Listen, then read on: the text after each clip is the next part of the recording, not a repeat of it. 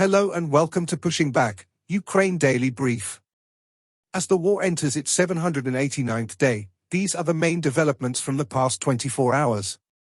Russia has lost approximately 461,060 troops in Ukraine since the beginning of the war, the General Staff of Ukraine's armed forces reported. The number, which has not been independently verified, includes 800 casualties over the past day. According to the released Ukrainian figures, Russia lost 5 tanks, 12 armored combat vehicles, 29 artillery systems, 1 air defense system, 23 drones, 33 vehicles, and 2 pieces of special equipment. The update from the General Staff of the Armed Forces of Ukraine. There were 62 combat engagements. The enemy launched a total of 4 missile and 58 airstrikes, carried out 100 multiple launch rocket system attacks on positions of Ukrainian troops and various settlements. The Ukrainian Air Force launched airstrikes on 2 anti-aircraft missile systems and 13 concentrations of troops, weapons, and military equipment of the Russian occupiers. The Ukrainian missile forces hit 1 command post, 2 air defense systems, and 1 concentration of Russian troops. In its latest intelligence update, the UK's Ministry of Defense reports Russia captured the Ukrainian town Novomykhailivka after months of fighting. This win is minor strategically but allows Russia to potentially advance towards Kostiantynivka and bypass Ukrainian defenses in Volhyda. The capture highlights the slow progress of the Russian forces in the area. In its latest intelligence update, the Institute for the Study of War. The Kremlin is conducting a concerted air and information operation to destroy Kharkiv city, convince Ukrainians to flee, and internally displace millions of Ukrainians ahead of a possible future Russian offensive operation against the city or elsewhere in Ukraine.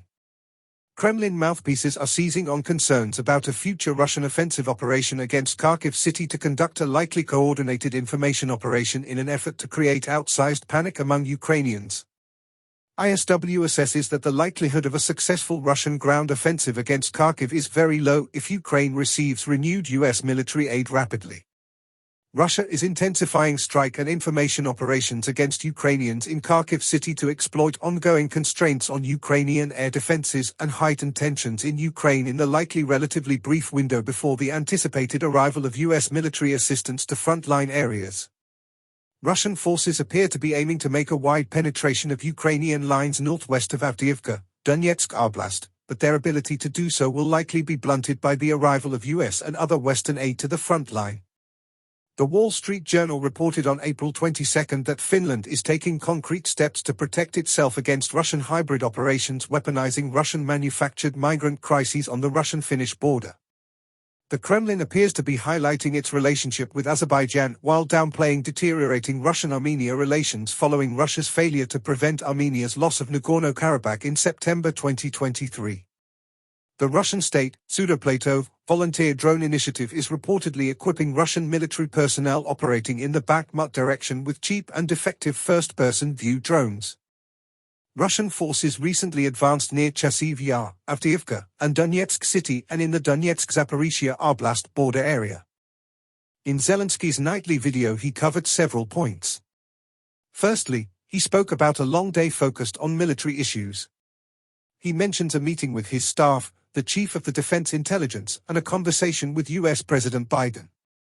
Zelensky thanks the US for its military support and highlights the importance of recently agreed-upon deliveries. He emphasizes the need for more air defense systems, artillery, and long-range capabilities. Secondly, he spoke about the importance of a bilateral security agreement with the US and the preparations for a global peace summit.